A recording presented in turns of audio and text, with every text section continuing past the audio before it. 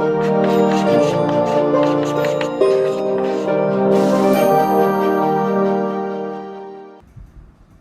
Friends, हम लोग अपने बहुविकल्पीय प्रश्न पत्र में जो इम्पॉर्टेंट मल्टीपल चॉइस क्वेश्चंस आ सकते हैं उनकी सीरीज़ के दूसरे वीडियो पर पहुंच चुके हैं। पहला वीडियो जिन लोगों ने नहीं देखा है वो लोग डेफिनेटली देख लें। ये बहुत इंपॉर्टेंट क्वेश्चंस हैं जो आते हैं बोर्ड एग्जाम्स में आते हैं, खासतौर से झारखंड जहाँ पर 40 क्वेश्चंस बोर्ड में मल्टीपल ऑप्शन चॉइस वाले क्वेश्चंस आ रहे हैं, तो वहाँ के लिए तो बहुत ज़्यादा महत्वपूर्ण है। बाकी स्टेट्स में, बाकी राज्यों में भी आते हैं और यहाँ तक कि CBSE में भी आते हैं। तो चलिए स्टार्ट करते हैं। हमारा अगला प्रश्न आता है, मांग का विस्तार व संकुचन निम्न में से किसके कारण होता है। तो देखो, हम लोगों ने मांग का वक्र बनाया था, ऐसे करके अपना मांग का वक्र बना करता था, है ना। अब मांग के वक्र का एक बार तुम लोगों ने शिफ्ट पढ़ा हुआ था कि मांग का वक्र जो शिफ्ट कब होता है, ठीक है, यहाँ से इधर कब जाएगा, इधर से इधर कब आएगा। और एक होता है कि movement along the demand curve, यानी कि मांग वक्र के अलोंग, यानी कि मांग वक्र पर ही जो है आप यहाँ कब रहोगे और यहाँ पर कब रहोगे। तो जब हम लोग संकुचन और विस्तार की बात करते हैं तो क्या हो जाता है कि जब मांग आपकी क्या हो जा रही है, बढ़ जा रही है, यानी कि इस पॉइंट पर, ये मान लीजिए B पॉइंट है और ये A पॉइंट है, तो B पॉइंट पर क्या है, मांग ज़्यादा हो रही है। क्यों? क्योंकि इतनी ज़्यादा वस्तुओं की मांग की जा रही है, ये आपको क्वांटिटी डिमांडेड आ जा रहा है ना। और A बिंदु पर सिर्फ इतनी वस्तुओं की मांग की जा रही है, ठीक। और इधर क्या होता है, इधर होता है कीमत, प्राइस। अच्छा, तो कब होता है ये। अब आप सोचोगे कि सर शिफ्ट को हम लोग बोलेंगे विस्तार और संकुचन इसको बोलेंगे, क्या हो गया ऐसा। तो यहाँ पे थोड़ा बहुत कंफ्यूजन कभी कभी लैंग्वेज में होता है, इसलिए कई बार अच्छी चीज़ रहती है कि आप लोग क्या करें, हिंदी और इंग्लिश दोनों को देख लिया करें, है ना। हिंदी मीडियम के स्टूडेंट्स के पास ये फायदा बहुत रहता है, क्योंकि इंग्लिश वालों को हिंदी तो समझ में आती नहीं है ना, क्योंकि सब लोग अंग्रेज थे पहले है ना। दिक्कत ये होती है, मैं सच बता रहा हूँ कि मेरा IIT का एग्ज़ाम हुआ था बहुत पहले बचपन में, तो मैं भी हिंदी मीडियम से था, तो हम लोग हिंदी वाले लोग इंग्लिश देख करके समझ लेते थे कि अच्छा ये चीज़ क्या लिखी हुई है, लेकिन इंग्लिश वाले हिंदी को यूज़ नहीं कर पाते थे। वैसा ही कभी कभी होता है। तो यहाँ पर ही थोड़ा सा लैंग्वेज का इशू आ जाता है। विस्तार को शिफ्ट में हम लोग पूरा दाहिना शिफ्ट कर देते हैं, कुछ लोग इससे भी अर्थ निकाल सकते हैं, लेकिन यहाँ पर वो बात नहीं है, वो हमें उदाहरण देकर के समझ में आ जाता है। देखिए क्या होता है, उस वस्तु की कीमत में बदलाव के कारण A से B कब जा रहा है, जब प्राइसेस आपके गिर गए। यहाँ पर PA है, यहाँ पर PB है, तो जब PA ज़्यादा है, PB कम है, तो प्राइसेस गिर गए, तो आपने ज़्यादा क्वांटिटी की डिमांड करना स्टार्ट कर दिया। तो ये बात तो समझ में आ रही है कि वही मांग वक्र पर आप मूवमेंट कर रहे हो। अन्य वस्तुओं की कीमत में बदलाव के कारण, इसके कारण क्या होता है, मांग वक्र शिफ्ट हुआ करता था, आपको याद हो। उपभोक्ता की रुचि पसंद बदलने पर इसमें भी मांग वक्र का शिफ्ट करना पड़ता था, और उपभोक्ता की आय में बदलाव के कारण इसकी वजह से क्या हो जाता था, मांग वक्र शिफ्ट हो जाता था। तो ये तीनों कारण कब होते थे कि पूरी पूरी शिफ्ट हो सकती है।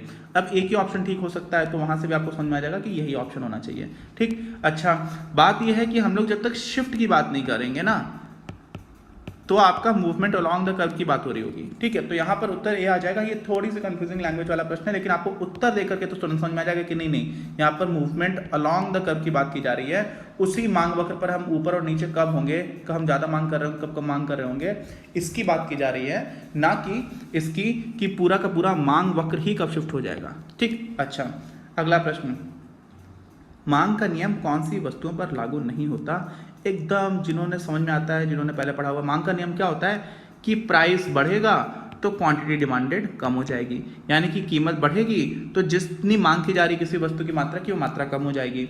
अच्छा, लेकिन कुछ ऐसी वस्तुएं हुआ करती थी जिसको हम लोग बोलते थे क्या, गिफिन वस्तुएं। गिफिन वस्तुएं भी कैसी होती हैं, निम्न स्तरीय वस्तुएं, लेकिन ऐसी निम्न स्तरीय वस्तुएं जिनका प्राइस बढ़ता है तो इनकी क्वांटिटी डिमांडेड भी बढ़ जाती है। समझ रहे हैं आप। जैसे समझ लीजिए कि कोई भी ऐसी वस्तु है, हम लोगों ने इसको बहुत डिटेल में डिस्कस किया हुआ, इसलिए यहाँ पर ज़्यादा समय नहीं देते हैं। जैसे कोई भी ऐसी वस्तु होती है जब जो लोग बहुत ज़्यादा गरीबी रेखा के स्तर पर रह रहे हैं, मान लीजिए, तो क्या हुआ, जो मोटा अनाज है उसकी कीमत बढ़ गई, ठीक है, क्या हुआ, कीमत बढ़ गई, और उसके बाद भी वो मोटे अनाज को ज़्यादा खरीदना स्टार्ट कर देते हैं, ठीक है। क्यों? क्योंकि वो जो पतला अनाज था उसको अफोर्ड नहीं कर सकते, तो मोटा अनाज की कीमत बढ़ने के बाद इसको भी आप खरीदना स्टार्ट कर देते हो, मोटे अनाज को। इसी तरह से बहुत सारी चीज़ें होती हैं।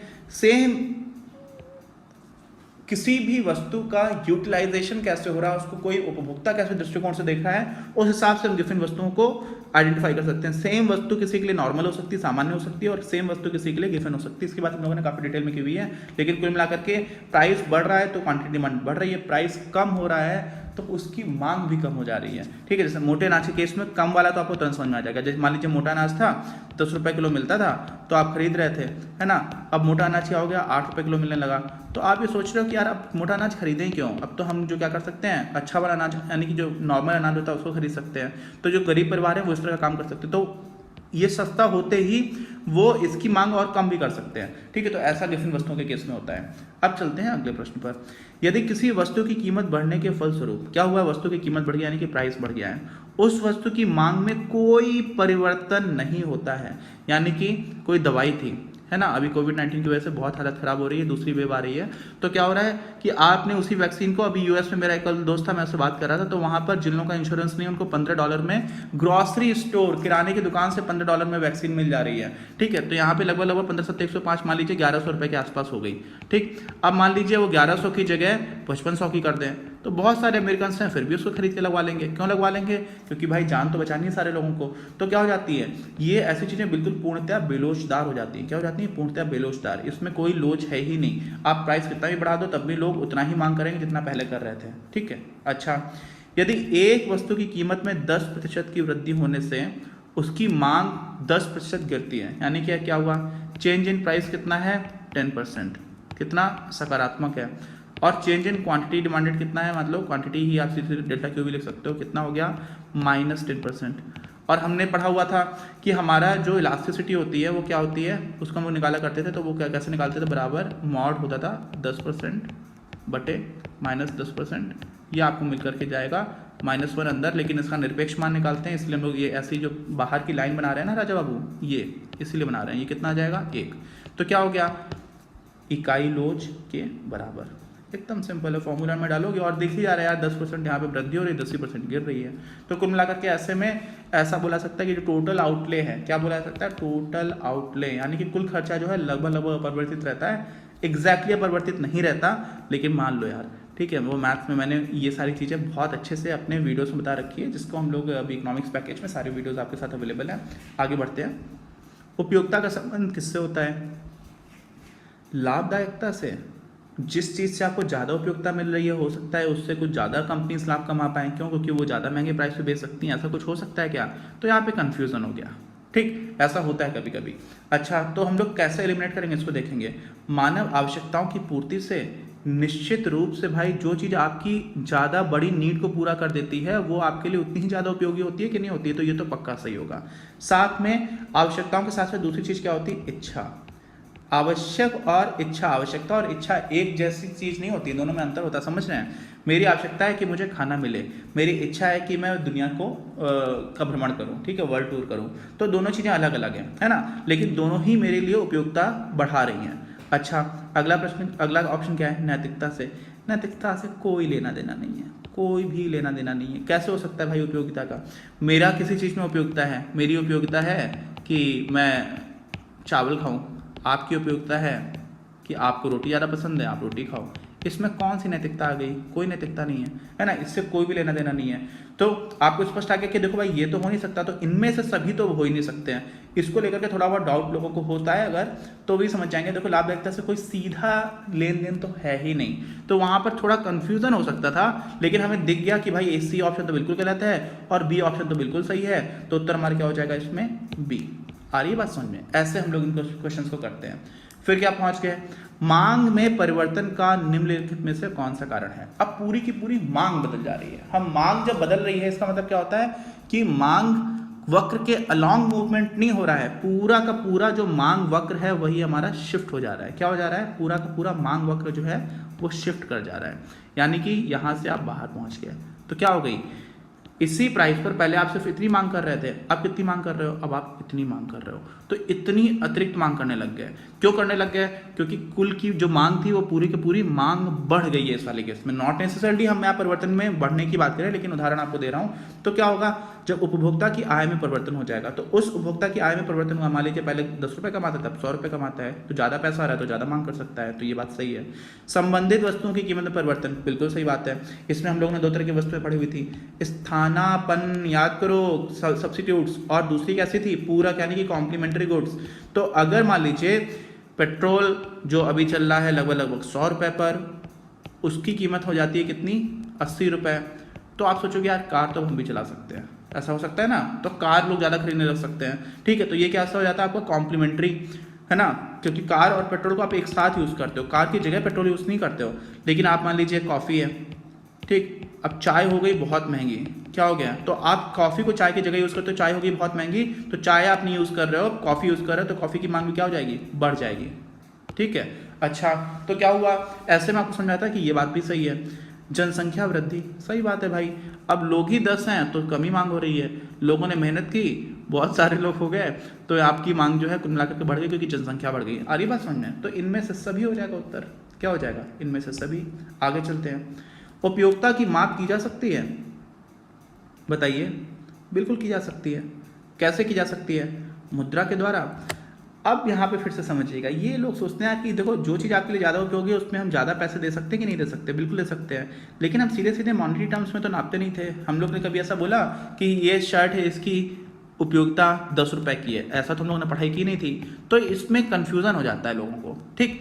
और वास्तव में अभी एक रिसर्च पेपर थोड़े दिन पहले ही मैंने पढ़ा था जिसमें यूटिलिटी को मनी टर्म्स में हम नाप कैसे सकते हैं, इसके ऊपर रिसर्च पेपर था इकोनॉमिक्स में। तो उस लेवल पर किया सकता है, लेकिन अब कक्षा 12 के विद्यार्थी कहाँ ये सारी चीज़ें जानेगा। तो हम लोग क्या करेंगे, क्वेश्चन मार्क लगा देंगे, सोचेंगे थोड़ी देर के लिए, क्योंकि बाकी के ऑप्शन अभी तक हमने देखे नहीं है। ठीक है। तो हम क्या करते हैं, हमें हमेशा ही रिलेटिवली बेटर ऑप्शन चुनना होता है। क्या होता है? रिलेटिवली बेटर ऑप्शन, जो अपेक्षाकृत रूप से ज़्यादा सही है यार उसको चुनो, है ना?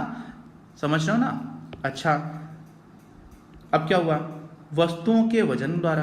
किसके द्वारा? वस्तुओं के वजन द्वारा। अब कोई चीज़ बहुत भारी है, ठीक है, चावल की बोरी है, ठीक, अच्छा, और दूसरी तरफ क्या है? छोटे सी चॉकलेट है। अब मुझे चॉकलेट बहुत ही ज़्यादा पसंद है, तो मेरे लिए चॉकलेट ज़्यादा इंपॉर्टेंट है यार, चावल की बोरी इंपॉर्टेंट थोड़ी हो गई। इंपॉर्टेंट का मतलब उपयोगी। तो ये बात तो गलत हो गई बिल्कुल। इसका मतलब क्या हुआ? ये बात तो बिल्कुल गलत हो गई। वस्तुओं के विनिमय द्वारा। ठीक। अब वस्तुओं का विनिमय क्या हो रहा है? विनिमय मतलब लेन देन, तो इससे उपयोगिता थोड़ी बढ़ जा रही है, कोई उपयोगिता की माप नहीं हो रही इससे। आप समझ रहे हो? मेरे पास चावल है, फिर से भी उदाहरण ले लेते हैं, मैंने आपको 100 किलो चावल दिया एक चॉकलेट के लिए। क्यों? क्योंकि मुझे चॉकलेट इतनी ज़्यादा पसंद है। समझ रहे हो आप? तो यहाँ पर क्या हो रहा है, कोई उपयोगिता की माप नहीं कर रहे हैं हम लोग सीधे सीधे। अब ऐसे यहाँ पर भी बोला सकता है कि यार चावल 100 किलो आप दे रहे हो, चॉकलेट आप एक ले रहे हो, इसका मतलब एक चॉकलेट आपके लिए 100 किलो चावल के बराबर उपयोगी है। तो यहाँ पर इनडायरेक्ट रिलेशन एक बन रहा है, बट बी तो बिल्कुल भी नहीं बन रहा। तो आप यहाँ पे सोचोगे, यहाँ पर भी क्वेश्चन मार्क लगा दोगे, ठीक है। उसके बाद से एक आपको ऑप्शन मिलता है, इनमें से कोई नहीं। अब जिन लोगों ने वास्तव में ठीक से पढ़ा हुआ नहीं है उनको इस तरह का कन्फ्यूजन तो होगा, और इसीलिए मैंने आपको सारी चीज़ें बताई कि देखिए क्या क्या हो रहा है यहाँ पर। ए ये भी कंफ्यूजन है थोड़ा सा, और सी भी कंफ्यूजिंग है। बट आप एकदम जो कक्षा 12 का विद्यार्थी जिसने पढ़ाई की उसको क्या समझ में आता है कि उपयोगिता को हम लोग इंग्लिश में क्या बोलते हैं? यूटिलिटी। क्या बोलते हैं? यूटिलिटी। और यूटिलिटी को नापने की जो इकाई होती है उसको क्या बोलते हैं? यूटिल्स। ठीक। तो हम लोग यूटिलिटी की इकाई को यूटिल्स बोलते हैं। यूटिल्स तो कहीं पर दिया हुआ नहीं है, तो आप इसमें कुछ मत करो, सीधा सीधा डी लगा करके आ जाओ। ये क्वेश्चन थोड़ा कंफ्यूजिंग है, इसलिए इसमें सारे ऑप्शंस को हम लोगों ने डिस्कस करके बात की। अगले प्रश्न में चलते हैं। उपयोगिता का गणनावाचक सिद्धांत निम्न में से किसने प्रस्तुत किया? दो सिद्धांत हुआ करते थे, दूसरा कौन सा होता था बताओ? क्रमवाचक। क्रमवाचक का मतलब क्या होता है? ऑर्डर। ऑर्डर से आता है ऑर्डिनल। ठीक। गणनावाचक से आता है क्या? गणना कर रहे हो आप, काउंटिंग कर रहे हो, तो यहां से आता है कार्डिनल। आ रही है बात समझ में? अच्छा, तो सबसे पहले उपयोगिता का जो सिद्धांत है ना, वास्तव में मार्शल ने स्टार्टिंग की थी इन सारी चीज़ों की। और जो पहला सिद्धांत हमारे निकल के आता था वो गणनावाचक के आधार पर हुआ करता था, ठीक है, आसान दिखता था, तो वो कार्डिनल का यहाँ पर रोल है। अब हिग्स थे, इन्होंने आपको क्रमवाचक सिद्धांत इकोनॉमिक्स में यूज करने की बात करना स्टार्ट किया एक पेपर में। वैसे एक इटालियन थे पेरेटो, ठीक है, तो कई बार उनके नाम से आता है पेरेटो ऑप्टिमल। ये क्या होता है, इस पर भी क्वेश्चन बनता है इकोनॉमिक्स में। आप लोग हायर एजुकेशन में जाओगे तो आपको समझ में आएगा। मतलब कोई ऐसी चीज जहां पर आप कोई भी मतभेद नहीं कर रहे हो, आप इंडिफरेंट, तो इसको हम लोग पढ़ते थे इंडिफरेंस कर्व्स में। तो इंडिफरेंस कर्व से रिलेटेड ही टर्म होता है पेरेटो ऑप्टिमल। हायर एजुकेशन में पढ़ोगे, जिसको नहीं समझ में आ रहा कोई टेंशन की बात नहीं है। पेरेटो एक दूसरे महान स्कॉलर्स थे जिन्होंने भी ऑर्डिनल का यूज किया था, बट इकोनॉमिक्स में डायरेक्टली आपको हिग्स का दिखेगा, तो हिग्स वहां पर यूज किया सकते थे। लेकिन क्रमवाचक की बात हो रही है क्या? नहीं, गणनावाचक की बात हो रही है। ये मैंने आपको एडिशनल ज्ञान दे दिया, इसलिए कंफ्यूज मत होना। पॉइंट ये है यहाँ पर कुल मिला करके मार्शल। कौन आ गए? मार्शल। मार्शल लॉ वाले मार्शल नहीं, इनको लिखेंगे हम लोग MARSHALL, एल नहीं है सिंगल, ठीक है। तो ये हो गया। फिर हम लोग चलते हैं अगले प्रश्न पर। उत्पादन फलन कौन से दो चरों के मध्य संबंध बताता है? आप क्या लिखते हो उत्पादन फलन में? जो आपका प्रोडक्शन फंक्शन होता है वो होता है फंक्शन ऑफ KNL, ये बताया करता है, ठीक है। ये आपका हो जाता है उत्पादन फलन। क्या हो जाता है? ये प्रोडक्शन फंक्शन, ठीक है। तो ये प्रोडक्शन फंक्शन, इसी को हम लोग बोलते हैं उत्पादन फलन। तो आपने इसमें कैपिटल यानी कि पूंजी डाली, आपने इसमें लेबर यानी कि श्रम लगाया, तो आपको एक मात्रा दे देगा लगा करके। हम लोगों ने इसमें सारणी बनाई थी, सारणी देखी थी, जिन लोगों ने हमारे कोर्स पैकेज देखा हुआ है या वीडियोस देखे हुए हैं उनको पता होगा। अब वो सारणी बनी थी, उसमें कितना आप कैपिटल लगा रहे हो, कितना पूंजी लगा रहे हो, तो कितना उत्पादन हो रहा है, इसकी बात हो रही थी। तो यानी कि ये सारी चीजें क्या है, ये है इनपुट्स। इनपुट्स को हम लोग हिंदी में क्या बोलते हैं, आगत। आगत क्या क्या है, या क्या बोलते हैं, पढ़त। क्या क्या पढ़ रहा है, जो पढ़ रहा है उसको बोलते हैं पढ़तों। पढ़तों होना चाहिए, यहाँ पे पढ़तों नहीं, पढ़तों। और निर्गत यानी कि आउटपुट लेवल। तो इसमें तो संबंध बताता ही है, मांग और कीमत में बताता है क्या भाई, ये तो आपका मांग का नियम होता है ना, ये तो बिल्कुल गलत हो गया। अच्छा, पूर्ति और कीमत में, इसमें भी कोई लेना देना नहीं है भाई, सप्लाई कितनी होगी कितनी कीमत पर, इसकी बात थोड़ी होती है। उत्पादन फलन में तो ये होता है कि कितना आपने डाला इनपुट तो कितना आउटपुट निकलेगा। उपभोग और आय में ये भी नहीं होता है, तो इसका मतलब तो सीधा सीधा हो गया आपका उत्तर ए। ठीक। अच्छा, उत्पादन फलन जो है आपका साधनों व उत्पाद के कौन से संबंध को व्यक्त करता है। अरे भाई, यहाँ पे आपने मान लीजिए कैपिटल डाला 10, लेबर डाला 5, तो आपको कितना उत्पादन होगा, मान लीजिए 2 इकाई। तो 2 इकाई तब कब हो रहा है, जब 10 इकाई पूंजी है, 5 इकाई लेबर है, तो आपको 2 इकाई कुछ भी बन रहा है। मान लीजिए, ऐसे नहीं समझ में आया, अरे यार रुको, function of capital and labour है, नहीं समझ में आता भाई बहुत लोगों को, कोई बात नहीं। आपने 2 बीघा जमीन ली, ठीक, और लेबर आपने लगाया 5, तो आपको मिल गया 10 कुंटल गेहूं। ठीक, मान लीजिए ऐसा कोई प्रोडक्शन फंक्शन था। तो यहाँ पर क्या हुआ, 10 कुंटल है, 2 बीघा है, 5 लेबर है, तो ये मात्रा की बात हो रही है कि नहीं हो रही है। तो ये मात्रात्मक संबंध को निरूपित करता है, गुणात्मक को नहीं। गुणात्मक ऐसा नहीं कि आप इतना डालोगे तो गेहूं हो जाएगा, कितना हो जाएगा उसकी वो में नहीं पता, ऐसा तो होता नहीं है। प्रोडक्शन फंक्शन आपको बताता है कि कितना होगा, तो मात्रा की बात हो रही होती है। ठीक है, आर्थिक नहीं, गुणात्मक नहीं, उपरोक्त में से कोई नहीं, सब कट जाएगा, उत्तर आपका हो जाएगा मात्रात्मक। ये सारे उसके आंसर्स हैं, आप लोग अपने आप भी एक बार करके देख सकते हैं। कोई डाउट हो तो किसी को कमेंट बॉक्स में जरूर लिख करके बताइएगा। मिलते हैं अगले वीडियो में। ये सीरीज बहुत इंपॉर्टेंट है, बाकी जिन लोगों को डाउट आ रहा है उन लोगों ने अगर वीडियोस देखे हैं अपनी क्लास के, तो इस तरह के संबंध कोई प्रॉब्लम नहीं आ रही होगी। कभी कभी इस तरह के जो क्वेश्चन होते हैं कि आप नाम बताओ, ये थोड़े से रटने वाली चीजें हैं, बाकी तो अपनी क्लास में जिस तरह से कवर किया है, एक भी कॉन्सेप्चुअल क्वेश्चन में तो कोई आपको हंसी मजाक में करते हुए खत्म कर दोगे। मिलते हैं अगले वीडियो में। ध्यान रखिएगा, कोविड बहुत ज़्यादा प्रॉब्लम क्रिएट कर रहा है अभी, और ये समय है अपने घरों में रहते हुए देश सेवा करने का, बाहर नहीं निकलने का। आप लोग भी ध्यान रखिएगा। मिलते हैं।